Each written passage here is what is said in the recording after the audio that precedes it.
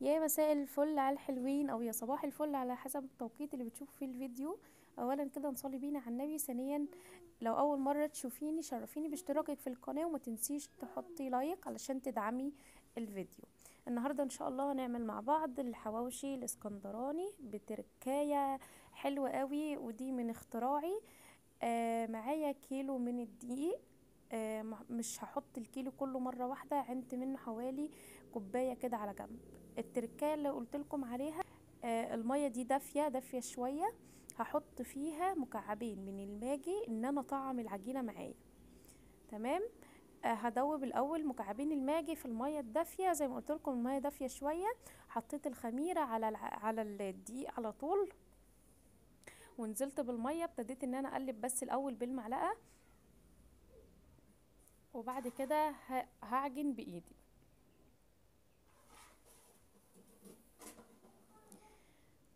عايزه اقول لكم انا، العجينه عاوزينها تكون طريه علشان لما نيجي نشكل العجينه وهي فيها اللحمه من جوه ما تتقطعش معانا، وتكون كلها سوا واحد، واللحمه تكون متوزعه في العجينه كويس جدا.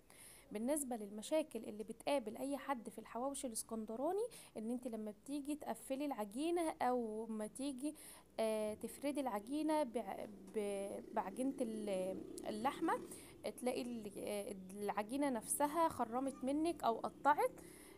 معايا ان شاء الله هقولك على خطوات تمشي عليها، هيطلع معاكي الحواوشي احسن من بره بكتير جدا. مش هيفرق خالص عن بره، وبالعكس هيكون اطعم كمان. بالنسبة لشوربة الماجي اللي انا ضفتها على العجينة، تضيفيها وممكن لا، دي اختياري. بس عايزة اقول لكم دي التركية دي بتفرق جدا في طعم العجينة وطعم الحواوشي. ممكن تبدلوها بأي حاجة تانية، مثلا توابل، توابل الحواوشي، أي توابل تانية إن احنا نعزز بيها طعم العجينة. كده كده العجينة هتكون حشوتها حادقة، فمش هيفرق معانا. هبدأ، عشان كده أنا قلت لكم مش هحط الدقيق كله مرة واحدة، بعين كوباية على جنب علشان ألم بيها العجينة في الآخر. لأن كل نوع دقيق بيختلف عن التاني وبيحتاج مية أكتر من التاني أو أقل على حسب. بالنسبة بقى للم العجينة، انا عجنتها كويس جدا، وهبدأ ان انا اعجن تاني في عجنة. والتانية هضيف زيت على قد ما اقدر، شو يكونوا شوية صغيرين جدا. يعني انا استخدمت في الوصفة كلها نص كوباية من الزيت بس. بس انا كنت بحطهم على مراحل، مش حطيت مرة واحدة زي ما انتوا شفتوا معايا كده. حطيت شوية بشوية. هتبدأ العجينة تلم معايا وتسيب من ايدي خالص. كل ما تكون كل ما احس ان هي لسه ماسكة في الايدي او في الطبق، هضيف نقطتين من الزيت. الزيت بيخليها تلم معايا بسرعة وتفك من ايدي ومن الطبق. زي ما انتوا شفتوا الطبق نضف معايا جدا. وكده كده احنا كنا محتاجين في العجن او في العجينة زيت، احنا محطناش الزيت من الاول علشان نلم بيه العجينة في الاخر. بالنسبة بقى للحمة، انا متابعة مع الجزار اللي انا بجيب من عنده. بيكون عنده المفروم، كفتة الرز جاهزة، لحمة الحواوشي جاهزة. يعني بيعمل خلطات كده حلوة، وعجين حلوة. مثلا الحواوشي الكفتة تكون متصبعة او على السوا على طول، وهكذا. دي كانت رز، سوري، كفتة رز. تمام. النص كيلو منها عامل 100 جنيه. انا بس بوريها لكم. بالنسبة لي اللهم صل على سيدنا محمد. الحواوشي اللي انا عملته جبت له لحمة مفرومة، النص برضو ب100. بالنسبة لكفتة الرز دي، انا بسيبها لما تفك، لما باجي اعملها واحطها في الكبة وازود عليها خضار. لان الخضار انا بحس الخضار بتاعها قليل، فانا بحب كفتة الرز تكون مديه الخضار بسيط كده، والخضار بتاعها يكون كتير. دي بقى اللحمه اللي انا قلت لكم عليها. انا مستخدمه هنا كيسين، اللي هو كيلو لحمه. تمام. كيلو الدقيق على كيلو اللحمه عمل لي 10 ترغفة من الحواوشي الاسكندراني. وفضل حتة تانية تعمل كمان رغيفين. الحقيقه انا عينتها، الحته اللي فضلت دي انا عينتها المره الجايه ان انا ممكن اكمل عليها واعملها، او ان انا ادخلها في اي اكله تانية.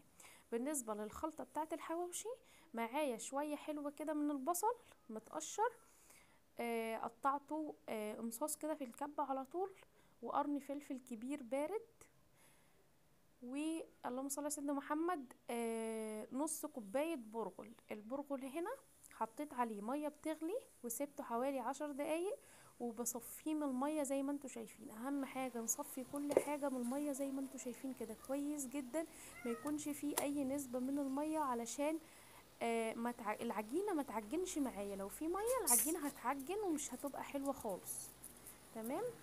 انا هنا كنت بصور والتليفون كان فصل تصوير، وانا كان في دماغي ان التليفون بيصور ده كله، فهقول لكم على الخطوات اللي انا عملتها. بسم الله ما شاء الله، العجينة بتمط في ايدي ازاي.